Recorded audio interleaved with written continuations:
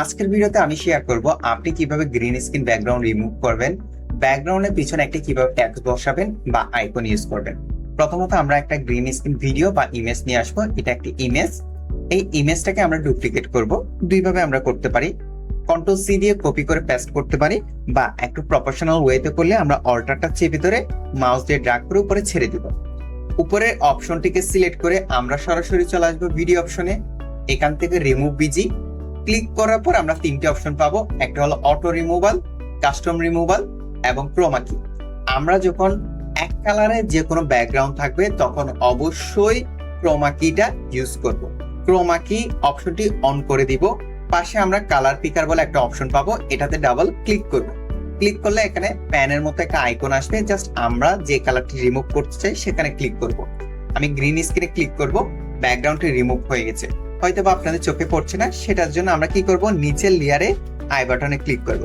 তাহলে দেখেন অলমোস্ট আমার ব্যাকগ্রাউন্ডটা রিমুভ হয়ে গেছে। যে ব্যাকগ্রাউন্ডটি আমরা পিছনে বসাবো সেটি ড্র্যাগ করে নিয়ে আসবো। আসার পরে অবশ্যই আমরা একই সাথে এইভাবে রাখবো।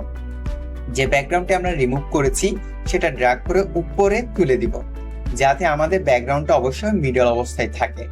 আপনি যদি এখানে ফলো করেন, জাস্ট আমার উপরে ব্যাকগ্রাউন্ডটা কিন্তু সবুজ অংশ দেখা যাচ্ছে। সেটার জন্য আমরা লেয়ারটিকে সিলেক্ট করে ইন্টেন্সিটা বাড়িয়ে দিব একটু।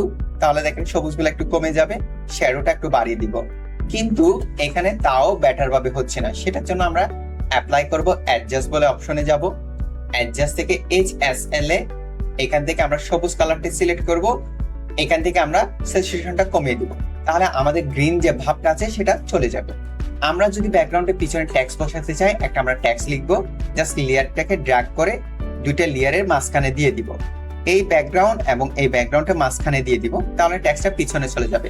যদি আমি একটা আইকন বসাতে চাই, সেক্ষেত্রে একটা আইকন নিয়ে আসবো।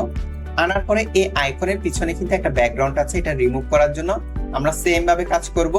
রিমুভ বিজ অপশনে যাব, এখানে আমরা অটো রিমুভালটা অন করে দিব। তাহলে এটা অটোমেটিকলি ব্যাকগ্রাউন্ডটা রিমুভ হয়ে যাবে। আইকনের লেয়ারটা সিলেক্ট করে ড্র্যাগ করে আমরা জাস্ট এই লেয়ারের নিচের দিকে বসিয়ে দিব। তাহলে দেখেন এটা অটোমেটিকলি ব্যাকগ্রাউন্ডের পিছনে বসে যাবে। এরপর আমরা এটা আমাদের মতো করে কাস্টমাইজেশন করে নিতে পারবো।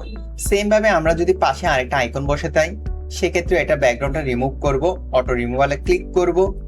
ক্লিক করলে অটোমেটিকলি ব্যাকগ্রাউন্ড রিমুভ হয়ে যাবে এবং লেয়ারটি টেনে ধরে আমরা লেয়ারের পিছনে বসিয়ে দিব। সো এটাও আমরা ছোট করে বড় করে নিতে পারি।